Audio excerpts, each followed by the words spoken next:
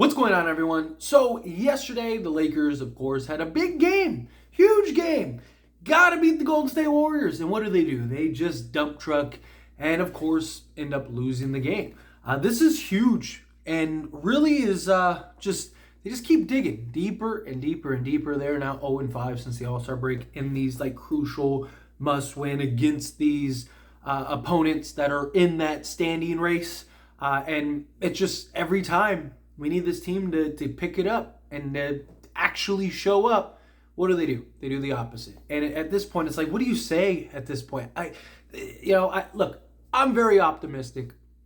One of those people that I'm a firm believer, especially when it comes to sports, that nothing's over till it's over, right? Like, the Lakers are still in the race. And if you've watched sports enough, you know that, anything can happen, right? I mean, look at last season. Lakers look completely dead in the water. Now, obviously, last season and this season are different, but it's a good example of don't count your chickens just yet. Now, would I bet on the Lakers doing anything this season? No, right? But I do, if they can just get into the playoffs, just get in. I actually do like our chances, but I don't like our chances to get to the playoffs. Right? Because you have to get into the playoffs in order to compete in the playoffs. And even, I know some people are like, oh, but if we play Denver, I would rather play Denver in the first round than not play in the playoffs at all. If my choices are you have to play Denver in the first round or miss the playoffs entirely, give me Denver. At least you have a chance. At least you have a puncher's chance.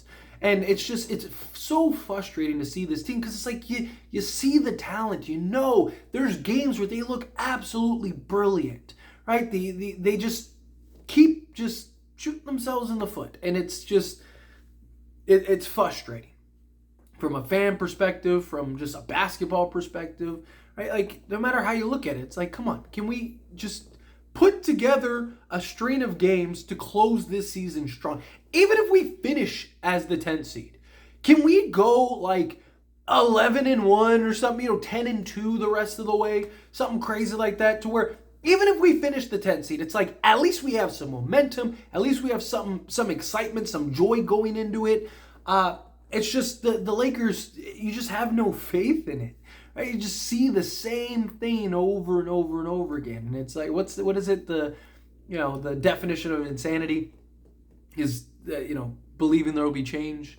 But look, I'm hopeful. I'm optimistic still. Again, anything can happen. Anything can change. But the Lakers are in a very bad spot because now they are tied technically with the Warriors for the 9th seed, but they currently have the tiebreaker. Right? Now you do play the Warriors again coming up, so you got to win that one, but do we really trust the Lakers to get that done? I don't know. We'll see. But it's just, we're moving farther and further away. Sacramento even took a loss, so it was man, if the Lakers get that, would give a full game on Sacramento. Now we're 2 games back of everybody. And the Lakers just keep finding ways, and it is so frustrating. So frustrating. But another big thing, Anthony Davis. Anthony Davis was hurt. He took an elbow to the eye. According to Darvin Ham, they were trying to work on him to try to get him back in the game, but he had blurry vision, and his eye was swollen and wasn't able to return. As soon as he went down, you knew that was it. As soon as Anthony Davis takes that elbow, you're they're not beating the Warriors. Because I've talked about this heavily. We just don't have the pieces to replicate what Anthony Davis provides this Lakers team. We don't have, he's our only defensive guy we have right now. So you saw how bad it was on the defensive side of things, but also, Jackson Hayes isn't really a rim deterrent. He also doesn't have the all-around skill set that Anthony Davis has. We just can't replicate that. I am perplexed, to put it nicely, at why Darvin Ham didn't go to Harry Giles at all. Why did we sign him if you were just never going to play him? I mean, seriously, because, if you were ever going to give him a chance to see what he could do and what he's capable of, this was the game. Anthony Davis goes out 11 minutes into the game. He played 11 minutes and he was out. Like, if you were ever going to see, like, what can Harry Giles provide and bring, and I'm not saying Harry Giles would have been the difference maker or anything, but how do you know if you don't play him? He's still a 7-foot guy, center that can block shots and rebound. Right? Like, he may have been able to help a little bit. I don't know, but why not at least put him out there? What if he did have an impact? What if he did do something? Right? Like, I don't know, it's just odd to me that, like, you wouldn't at least try to put it out. I mean, LeBron drops 40, nearly a 40-point triple-double. He had 48-9, and you still lost. I mean, it was closer than I thought it would be when Anthony Davis went down. But still, like, the Lakers are in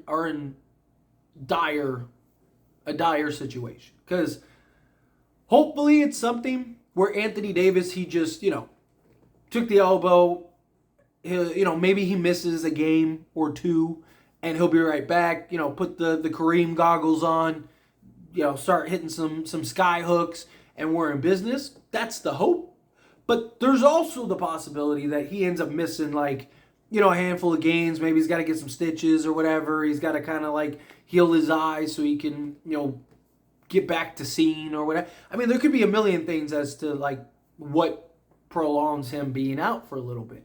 If he misses, like, 5, 6, 7 games, at that point, I would not be against the Lakers just saying, we're going to rest LeBron, we're going to rest AD, we'll bring them back the last, like, 3 games before the playoffs and, see what, so that way they can get a little momentum, right? Because you don't want to sit them, like, now till the playoffs, because now they got to jump right into, or I guess a play-in game, right into a play-in game where, like, they're not going to be in rhythm, they're not going to have, you want them to kind of get their timing down, you kind of want them to get into what you need, but, like if we get news that Anthony Davis is going to miss, a week, 2 weeks, something like that, where it's like, oh, Anthony Davis is out 2 weeks, which I'm sure we'll get a report at some point today, at least at the time of recording this video. Nothing. But, if we get that news that, like, hey, Anthony Davis is out 2 weeks, then at that point, you only got, like, 3 weeks left after that. Or not even that. Like, the playoffs start, I think April 20th? So, if he's out 2 weeks, you have 2 weeks and then the season's over, you might as well just rest him. You might as well bring him back the last, like, 3 games of the season, right? Sit LeBron, rest LeBron, because he's been dealing with that ankle injury all season. Sit them the last 2-3 weeks.